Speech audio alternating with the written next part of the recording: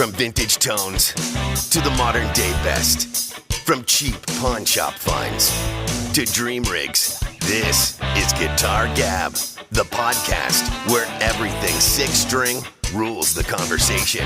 Hosted by Dan Goettel and Bigsby Shims. We're talking gear, pedals, pickups, amps, playing, collecting, tone chasing, guitar legends, and all the stories in between. Whether you're a bedroom player, touring musician, weekend jammer, or a full-on gear addict, pull up a chair, plug in, and turn it up. This is Guitar Gab. Hello, everyone. Welcome to Guitar Gab, our brand new podcast where we talk about anything you can talk about when it comes to music gear and music and guitars and all of that stuff. I'm Dan Goettel. I'm here with Bigsby Shims. Yeah, right on. Today's episode is going to be about sleeper vintage gear, all the stuff that maybe you don't know about. And that's high quality, bang for the buck, and probably easier to find than your run-of-the-mill Fenders and Gibsons. The thing about sleeper gear, too, is, as you go back, there's tons and tons of stuff that was produced that may not have been popular while it was out. But in hindsight, people are like, oh, that's pretty good stuff, right? So. And it is pretty amazing that if you know kind of thing, where there's still stuff out there that's super cool. It might not be as robust. It might not be as middle of the road or desirable as some of those big names we mentioned. But these things are just as good and just as cool, and you can really make some great music with them. Yeah, so our format for today is we're going to pick a pedal, an amp, and a guitar that we respect and like and think of it as sleeper gear. And in this particular episode, we don't know what the other guys picked either, so it'll be a surprise. But when I was doing this, almost everything that I was thinking about is still available and available for relatively good prices. GuitarCenter.com. Yeah. Not a sponsor yet. No, yeah. But all this stuff you can Google, and it's all readily available and out there, I think. Yeah, I mean, every piece that I picked has at least 15 to 20, maybe not one of them, but on reverb where you can get them. Like to make sure, and I kind of checked the price and made sure, like it might be cheaper than I paid for it. Yeah, and I used to have it. That hurts. It hurts. But. It does, yes. So do you want me to go first? Yeah, Dan, hit it.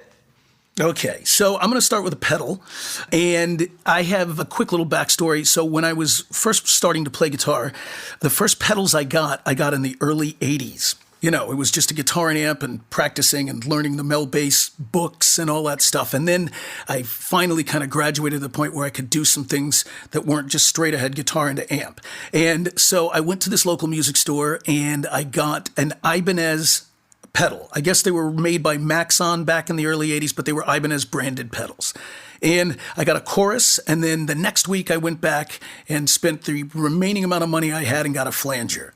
And so the thing is, as you know, I have a lot of choruses and flangers. You're a modulation man. I am, and I have way too many, really. But I kind of fall in love with them for a time and then want to check out something else. So when it came at least to flangers, and I've gone through a ton, full disclosure, I own some of the big ones, the ADA and the Electric Mistress and these serious vintage, Grail flangers. Mm-hmm. But I keep going back to this Ibanez FL9 yellow metal pedal from the early 80s, 81 through 84, I think they made it, and it is awesome. It's warm and lush, and it can get really, really sort of that swoosh metallic thing, not quite as much as like the ADA, but it has that range, and it's a beast, and it sounds great, and I saw one today online for $95. That's pretty sweet. It's sweet. Now, Dan, is that the same line? Because if I'm not mistaken, the chorus version of that Maxon, I think, is the Duff McKagan. That's the Guns N' Roses Appetite for Destruction chorus sound. I believe. CS10? Is that what the CL10, maybe something like that? Yeah. But apparently that was the one he used in the early days, and I think on the record, because that's pretty iconic. Wow, yeah. So, I mean, and if you think about it, too, they were using 80s Marshalls and 80s, so that's probably all the gear. I'm sure that would make sense in the timing-wise when they were recording Appetite, right? So that's what it meant. Yeah, that stuff was readily available. I remember even years ago being in Amsterdam and, always hitting up music shops, right? And they That's right. They had a cool Maxon phaser, same era, but it was in a wah-wah enclosure. So you could control the rate, and that was factory. It came in sort of a wah-wah box, blue, like I think the phaser or whatever was like a dark blue. Oh, that's awesome. And it was pretty cool. I probably should have got that one. Yeah. I mean, how much gear do you let slip away, right? Yeah. So this thing, it sounds really great, but the coolest thing too is, I don't know a lot of folks who famously used this particular flanger because let's be honest, Eddie Van Halen famously used the MXR flanger, right? And then you've got the ADA, which Warren Cucurullo or Pat Travers. There's, Electric Mistress was Andy Summers and Gilmore. So I didn't find this the reason I thought it might be a sleeper is not only that it's inexpensive, but I didn't find a big person to say this was my go-to pedal. But man, I'm putting it up there in the top 3. It sounds that good. And let's be real too, Dan. A lot of the stuff that we're talking about, or maybe not talking about today because it's not sleeper stuff, but a lot of that stuff people buy because someone notable played it. I mean, the 59 Les Paul is the ultimate example, right? It's like how many people that was their main acts back in the day, or heroes, or guitar heroes, or whatever. Yeah, as you know, if you get their gear, you can play just like them. That's what they say. That's what they say. Yeah, that's all it takes. So the flanger, I'm curious about that because I'm trying to think if there is anyone of note that played the, and it's the yellow one, right? Yeah. Yep. Okay. 4 knobs. Yellow. I'm looking at it right now. It's ringing some bells. Yeah. I do have a funny Maxon story, though, because at one point I was working at a shop that we were doing guitar and amp repairs, and we became the authorized service center for when Maxon, because this wasn't that long ago. This was probably the turn of the century, early 2000s.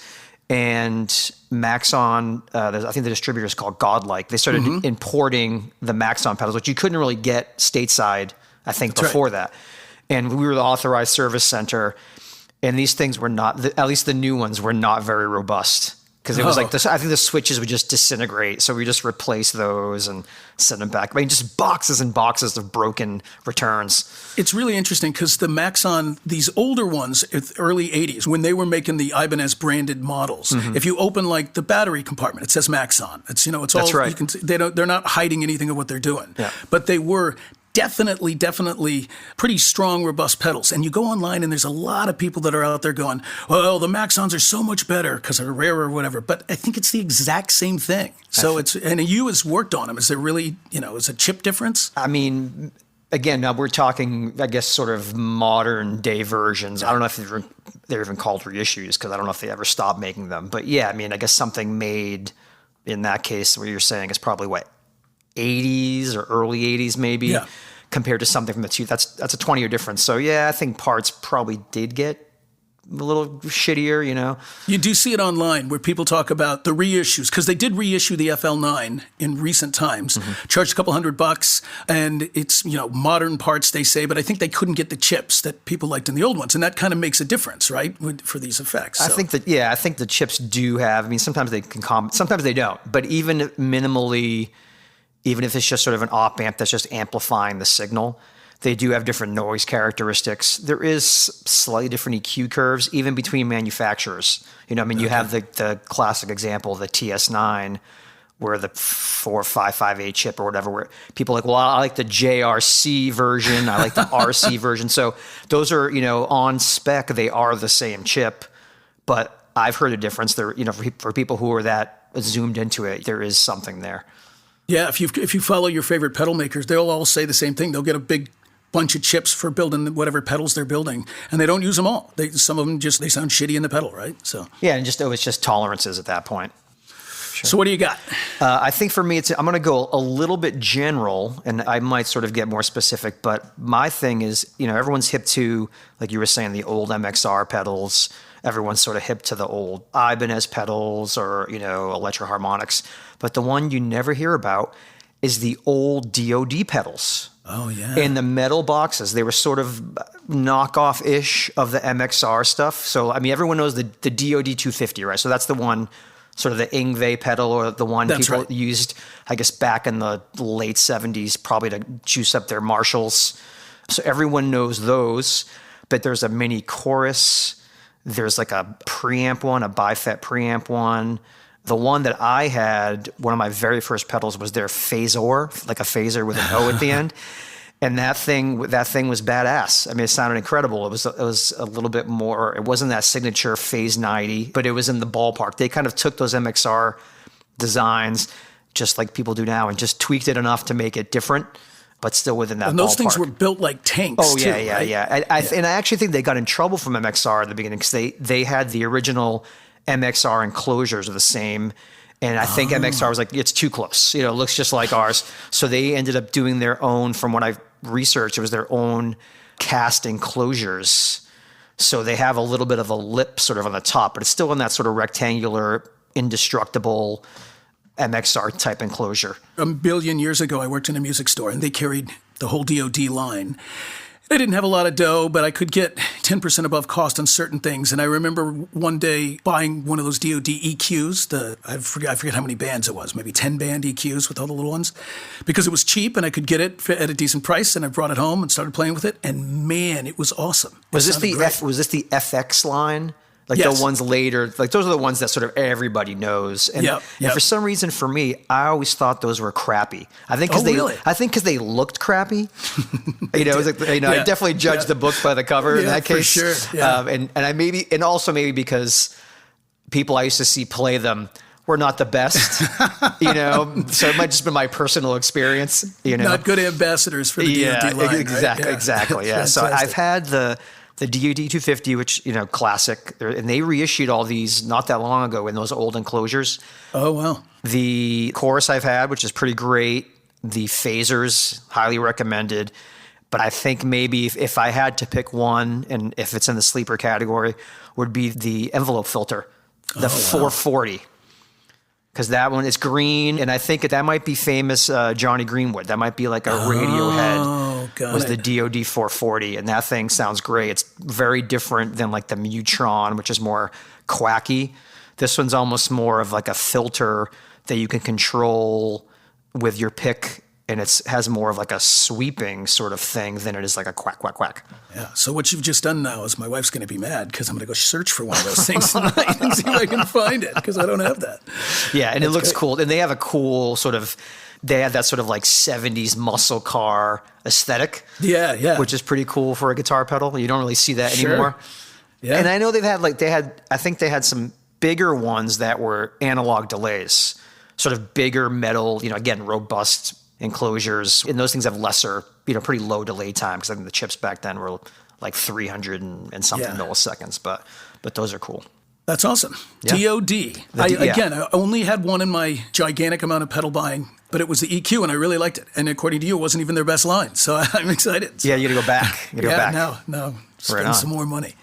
So I'm going to go on with my amp next. And this is going to be a bit of it's going to be controversial, I think, only because, I'm a big tube amp guy like you are. Like, I love big and small. The sound of a tube amp is great. Even the clean sounds and the dirty sounds, I think they're all over the place. The different preamp tubes make different stuff. We could fill up multiple hours talking about this. They smell better. They just smell. It's funny because I had a rehearsal and the kids were in the car. So I had like a hot amp, in the back. Yeah. And they're like, what's that smell? I'm like, tubes, baby. Yeah. Electrons burning. That's what that is. Tubes. That's fantastic. So that's true, by the way. But I picked an amp that is not a tube amp. And it's also from the 80s. It is a workhorse. It's heavy, but it wouldn't be as heavy as an amp this size in a tube amp. It's a solid state amp by PV called the Classic 130. And I probably wouldn't have I think I had a PV Bandit 65 when I first started playing years ago.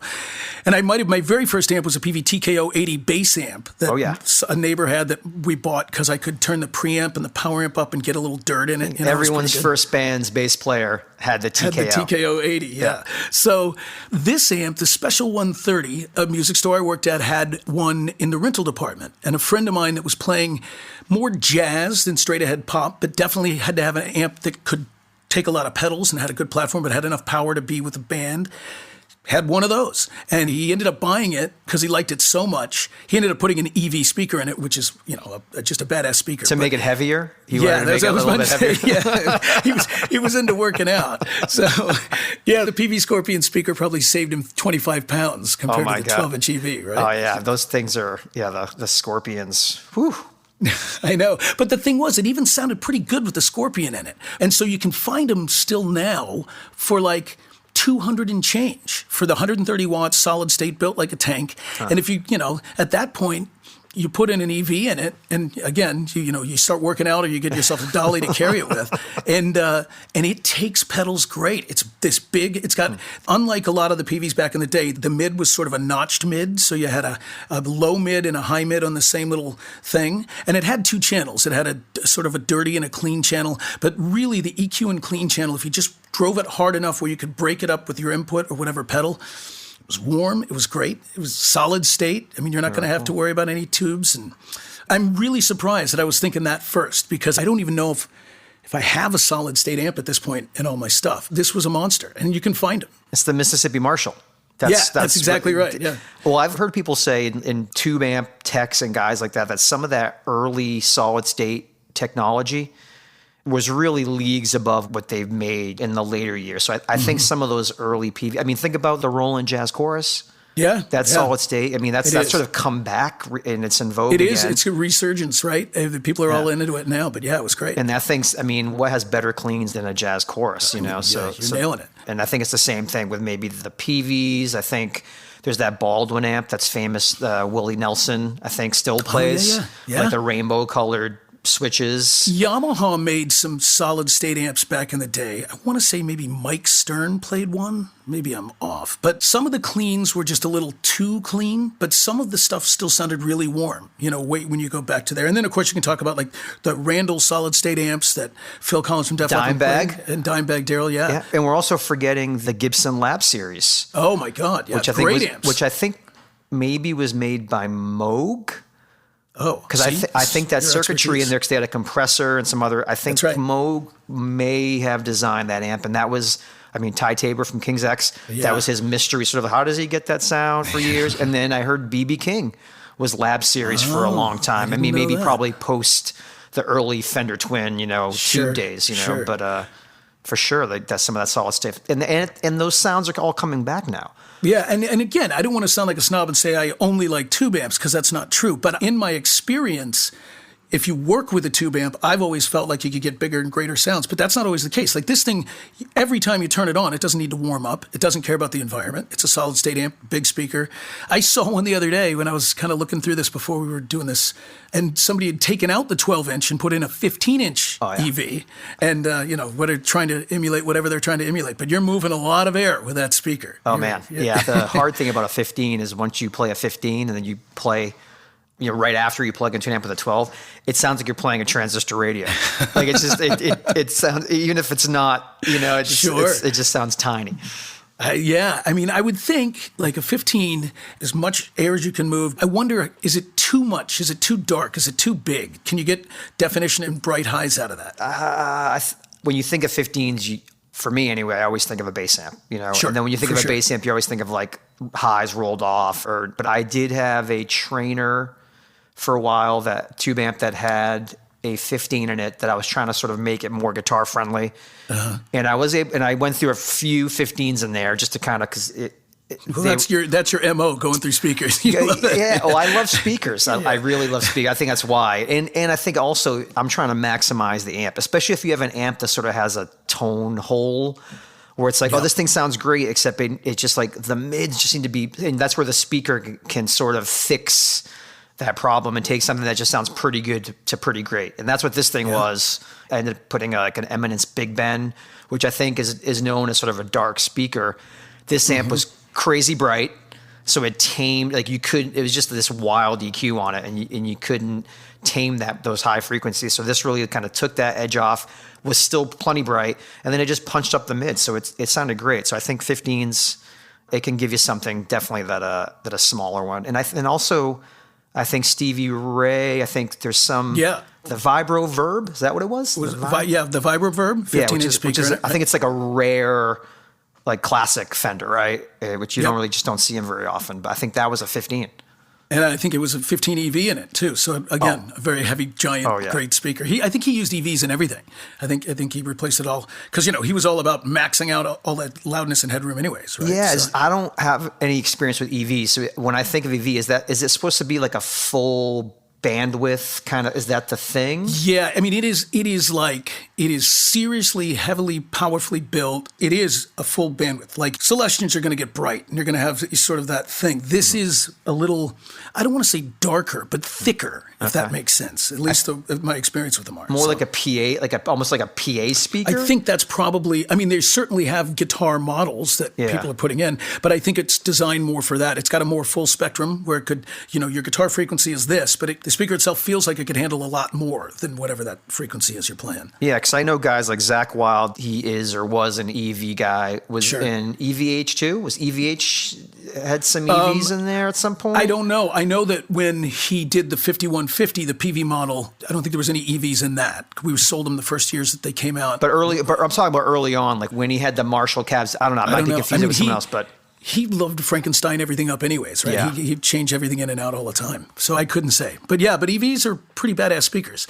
Yeah. Not light. Yeah, I just don't, I don't have experience with those, but I wonder, I know people talk about those, and I feel like people who come around to the EVs, they stay there. That's right. It's a thing. And I'll tell you something else, too. They're not cheap. So they know they got their audience, right? Whatever they're going to get. Oh, yeah. But I think I'm ready for my... Yeah, what is it? Well, I think I talked you into buying one of these a while back, is the Ampeg tube amps. Oh, yeah. I mean, come on.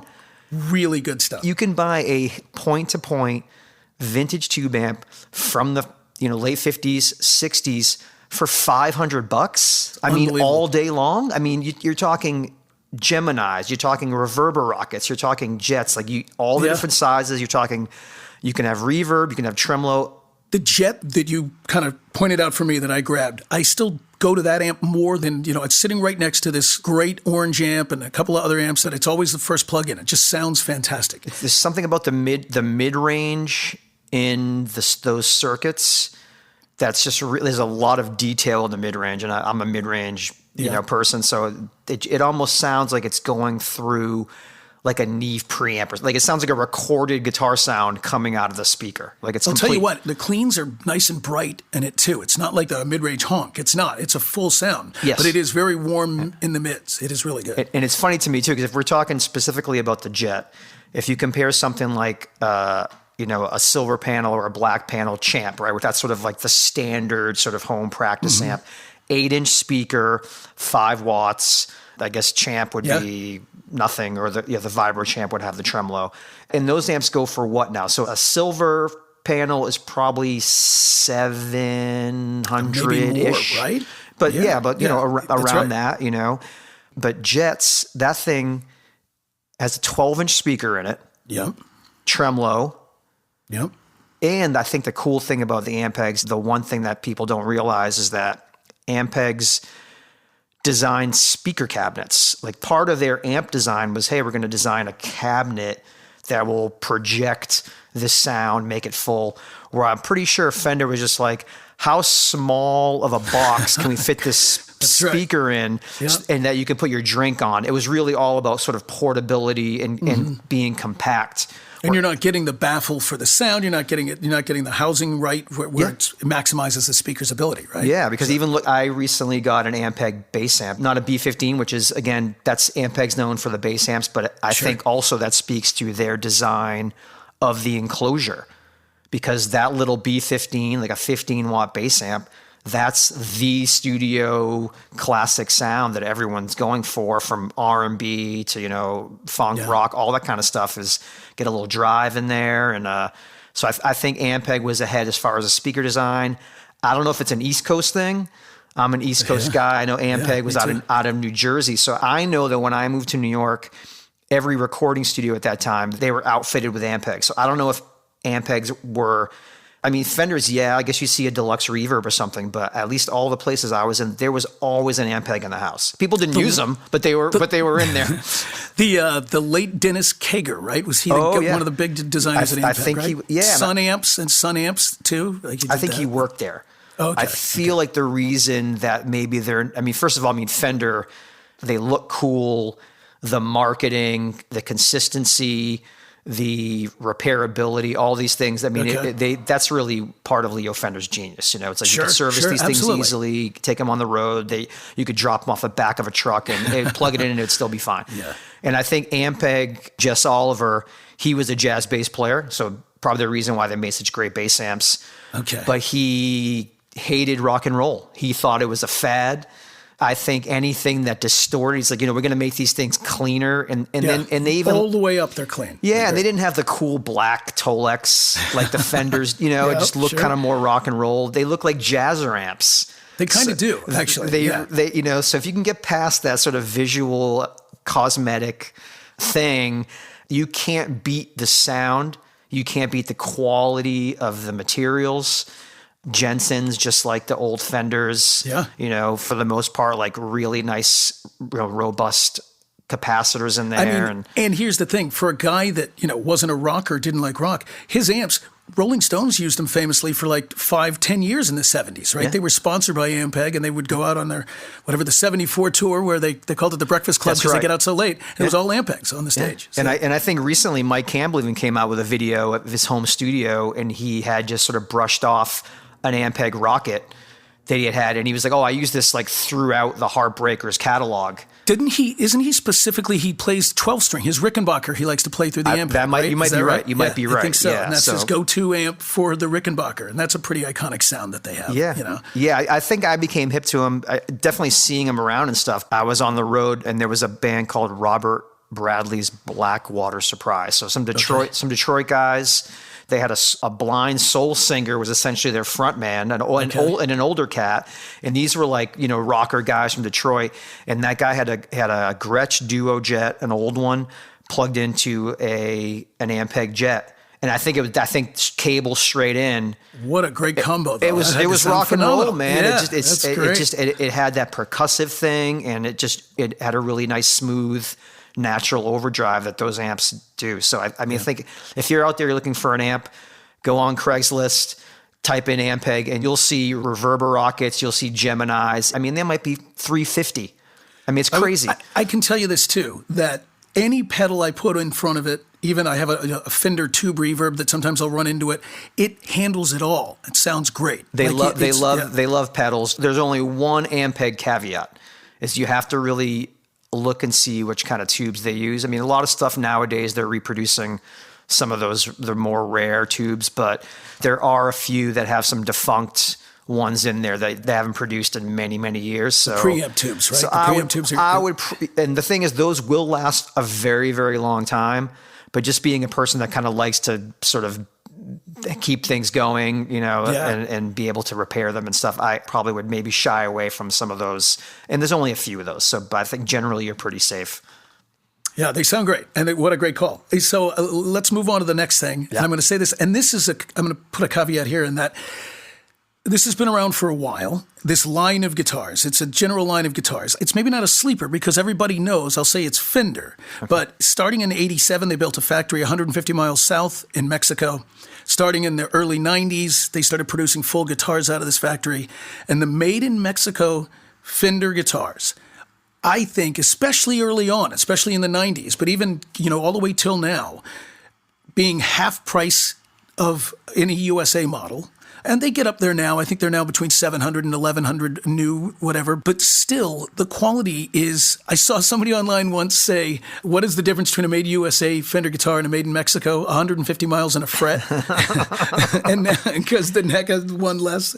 And so the factories are using a lot of the same automation and a lot of the same workers doing a lot of the same work. The wood may be better. The quality control, I'm sure, is better. Some of the parts, the bridges and the pickups will be better in a US model. Yeah. But if you spend $700 on a guitar... Even if you get a U.S. model, you may not like the pickups. You may split them out. You especially are probably going to split it. You find some pickups you like better, right? That's true, yeah, for sure. And so, listen, I'm not telling anybody to not buy a USA Fender because I have my share of them, and I love those guitars. And I think even the custom shops that are so expensive can be really, really beautiful instruments. But you said this to me a while back, that Fender guitars in general are workman's guitars. You can take off the neck. You can replace this. You can replace that fairly easy. And if you're going to do that anyways... So I'm sure that some American-made necks may be a little bit better. You and I have both bought Mexican necks and American necks, and maybe it feels a little better. Maybe the lacquer is a little better on some stuff. But for the most part, for the money, my sleeper, as I use air quotes, is the Mexican-made guitars and basses are pretty damn good, and especially good if you can find them from the 90s. And you'll find them still floating around. They're not that expensive because they weren't expensive new. And they're going up. They're going up. Oh, okay. For sure. Yeah, I think that's a great pick. And I can even tell you a recent story where I had a friend of my son's was looking for a bass. He had a pretty good budget, $500, which is, I think, for for kids first. I'm going to get serious now. For sure. I found him a used Mexican jazz bass. And I was like, oh, this thing looks super cool. $500 on the money. I said, why don't you check this out if you're into it? I think the price is right. He liked it. He bought it. He brought it over. It was better than I thought. It just looked cool. I was like, oh, probably need to replace the pickups. It'll probably need a bunch of some hardware. So, I mean, this thing, I told him, I go, you just bought a professional instrument. You can take this thing on the stage tomorrow. I wouldn't change even the pickups. I was just assuming they'd be mediocre. They sounded great. I had a friend of mine, a lefty, a long time ago, still a friend. I haven't spoken to him in a while, but he's a working musician. On the road with Blondie, KMFDM. He's played around with a lot, records his own stuff, and a phenomenal player. And he's got an endorsement now from a really great guitar. It sounds great. But in the early days, back playing downtown in New York City, you'd go see him play. He had a Fender Squire lefty. And everybody would be like, why don't you have this? Why don't you have that? You're a badass. And this guitar sounded and played great. He loved it. Didn't want to change a thing about it. So. Yeah, there's stock. Same. Jack Pearson, Nashville guy, and played with the Allmans. I mean, just a ridiculous guitar player. That's right. Sort of melds every style you've ever heard, just effortlessly. One of the first to play always with the Princeton too, right? He always played through a Princeton. Maybe, yeah. I think the story was he quit the Allman Brothers, which was his favorite band, because Dickie Betts was just too loud. It was just too loud. it was killing him. I've had the pleasure of seeing some Allman shows, and I'm sure it's really loud. Yeah. I think it's a 100-watt Marshall set on stun. I'm pretty sure. I'm sure. Yeah, for sure. But yeah, there's nothing wrong with, especially those older lower end Fenders, lower end again, not so low end. I think that was probably the. Well, I mean, I think they get a bad rap because everybody's like, oh, it's the quality controller they made as well. But man, I think. Maybe the wood's not as good, or maybe because but really they're saving the money on labor costs. Yeah. And if you don't believe that the labor is subpar just because of where it's being assembled, then you can get a pretty good instrument. You did point out a while back to me, the one thing you want to be careful about anything that you buy, but especially a less expensive instrument, is that they may not have set it up. They may not have taken the time in the store to set it up because it's cheap and their tech's time. So anything you buy, you want to get set up. That was the thing with this Mexican bass, is that it seemed, even though this thing was, it was 2004, so it's on its way to being vintage, it was as if it had just come out of the box. It was just like there was nothing had ever been adjusted on it. So, but once going through it, just basic sort of maintenance instead of just lubricating everything, getting everything adjusted correctly, intonation, truss, just going through like the standard thing. It was just unbelievable how great this thing played and sounded. I was a little bit jealous, I think. I was like, I found you something I wish I had. And I was even poo-pooing the pickups because there was ceramic magnet pickups. I'm like, oh, that's garbage. Those definitely have to go, Yeah, I had some pickups instead, just sort of like waiting. Yeah, I was like, I'm probably going to need these. I'll probably have to change these out, And awesome. I was like, oh no, they after just some basic height adjustment, they sounded fantastic. It's really interesting, and not everybody's going to be like you that can sit down with an instrument and set it up right. If you go out and you find yourself a really good deal on a really good instrument, what's a shop going to charge? Even if the shop charges you $100, it's the best $100 you're going to spend, no matter what it is that you're getting, because you're not going to want to pick it up if it doesn't sound in tune. You're not going to want to pick it up if it's hard to play. Or you're not going to want to pick it up if you're missing something. But if you're not, right, you're going to pick it up all the time and love this thing. And it's really important to.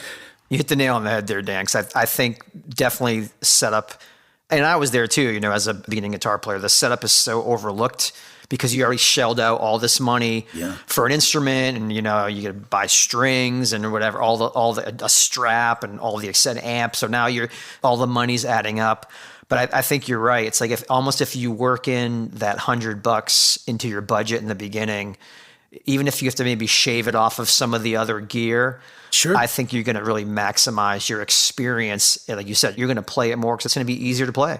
That's right. Especially if you're just starting out, it's hard anyways, right? You're already, your fingers hurt, all this stuff happens. You want to at least have the best shape instrument you can to go through all of that so you're loving it. Would you say, because I almost feel like, you saved up, you bought a really nice used car, right? Yep. Just from the paper, like the olden days, right? Yeah. It wasn't from a dealer, but you drop it off at a person and they detail it. it's almost like you get it back. You're a little more proud. You so it's like it makes it kind of feel like it's yours because it's clean slate. Yep. You know? Same thing with instruments for sure. Absolutely, I agree.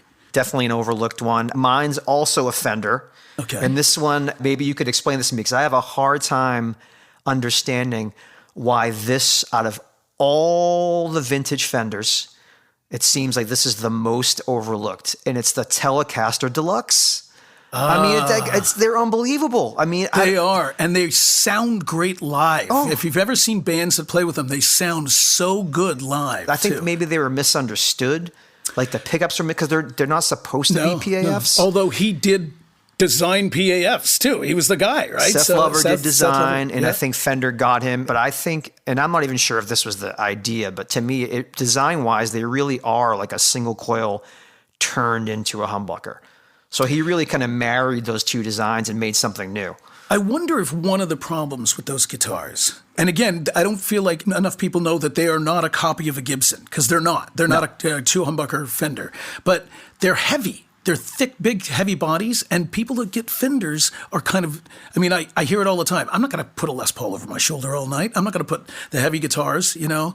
It kind of was one of those bastard children that didn't have a home, it didn't fit exactly anywhere. But the people that get them love them. They sound great live. They handle sort of rock music. They handle all kinds of really good music, R&B through those things. Oh my God. I think it might be a little bit of misunderstood because they kind of, I guess like any Tele, maybe they lean sort of country.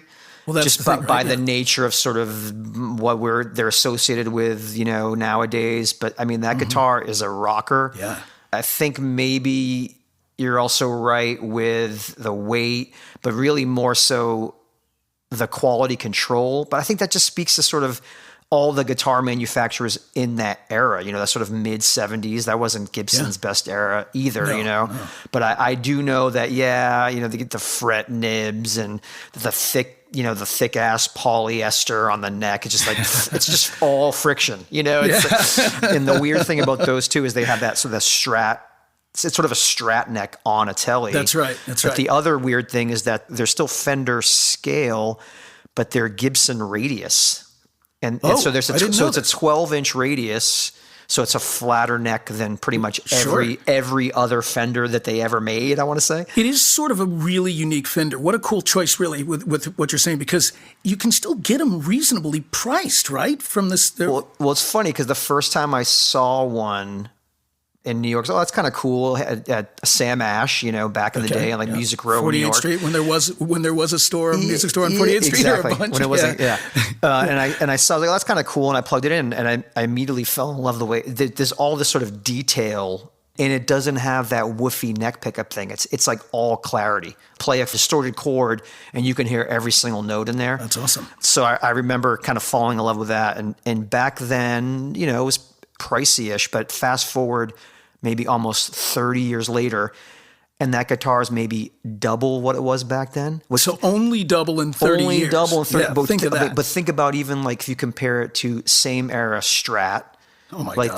Those Strats over the last 5 years have climbed considerably. Nobody would even touch a 3-bolt neck Strat. It was just like, don't even go near it.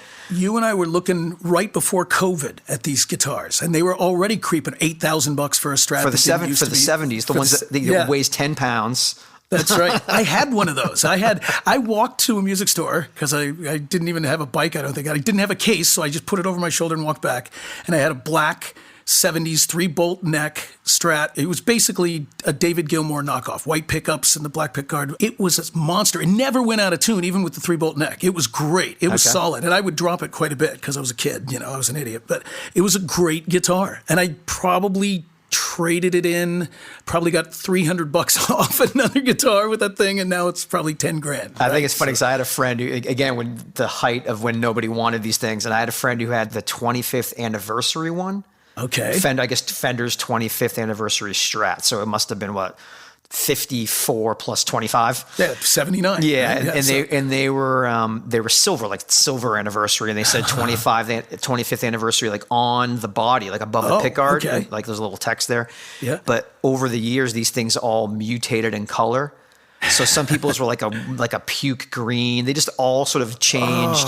Like the joke was like, oh, what, 25th anniversary, what color is yours? That's fantastic. Even though they made one color, but I remember my buddy Steve having one of these, and he just was like, I got to get rid of this thing. And it's funny because I think he traded it even for like a Mexican Strat. Like it was so that's what I'm saying. I got a good guitar. Like I traded it. I think it was a Hamer Prototype 2 back when Hamer was making the 3 humbucker pickups. It was after Steve Stevens didn't use this model, but it was whatever. It was a really good, well-made guitar, but I couldn't even get the value of that guitar halfway with my 70 Strat as a trade-in. Like I still had to pile a bunch of cash on top of it and then walk out. And then I didn't even have that guitar very long. Like it's one of those where the ones you wish you hadn't gone away. They didn't even throw in a pack of strings. They were like, no. Yeah, nothing. They're like, get them out of the store quick. We don't want anybody to see this deal. All right, so there you go. Listen, if you like what you're hearing, you can subscribe, and we'd appreciate that. You can tell your friends about it, too. Thank you very much for having us and tuning in. We really, really appreciate you.